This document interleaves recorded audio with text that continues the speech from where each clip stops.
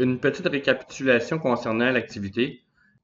Donc, si on regarde ici l'implémentation d'une activité, bon, ça se fait à l'intérieur du manifeste.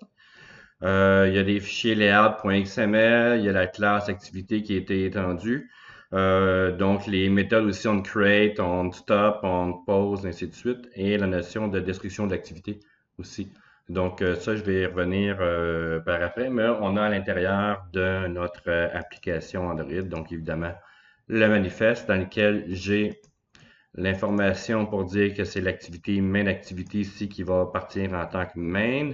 Et à l'intérieur de ça, donc, l'autre partie qu'on avait, c'était, si je reviens ici, donc le layout.xml qui était l'activité.xml ici, que je peux avoir aussi en mode design. Donc, qui se trouve dans les ressources layout, qui est là. Et on a dans l'autre partie la classe activité. Donc ça, je crois que je ne l'avais pas déjà montré, mais dans la classe activité ici, on a la notion de la classe main activity, qui étant ici la notion d'une classe d'activité qui est là.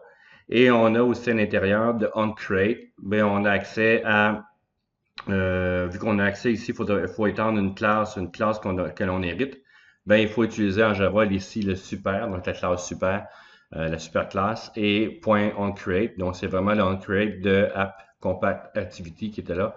Et les données save instance state, là, c'est des types bundles. Et ces types bundles-là vont permettre de sauvegarder la donnée.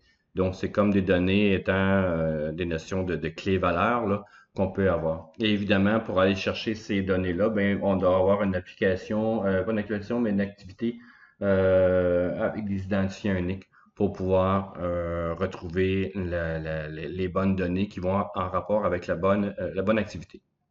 Et on a aussi dans nos notions de ressources, donc set content view ici, c'est-à-dire va chercher le content qui est là, donc le r.layout.activity_main. R, c'est pour ressources, .layout, ici le répertoire.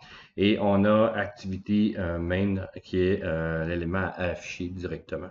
Donc ça, c'est la notion de ces éléments. Donc, si on revient ici à la destruction de l'activité, ben, il peut y avoir deux types de destruction, donc normal et anormal. Donc ici, je pourrais mettre un 2 points. Et anormal, donc, se termine avec termine l'application. Donc, quand on ferme l'application, quand on appuie sur Back, donc dans certains cas, il va y avoir des applications qui vont se terminer.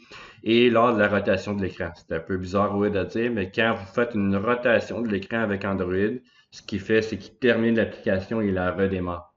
Donc, si vous tournez votre téléphone ou votre tablette Android de 90 degrés, par exemple, ben ça termine une application et ça la redémarre à chaque fois. Dans normal, ici, c'est des longs délais d'attente. Donc, si jamais votre élément, votre application se trouve en attente, en arrière, cachée depuis un certain temps, ça se peut qu'elle soit terminée par Android.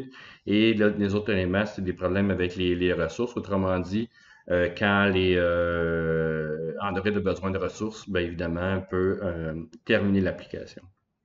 Et ça va se faire ici, la notion de retour avec les données, ça se fait avec le bundle. Donc, et ça va permettre de recréer les données, c'est des clés valeurs, tout simplement. Donc, voici une petite récapitulation de l'activité.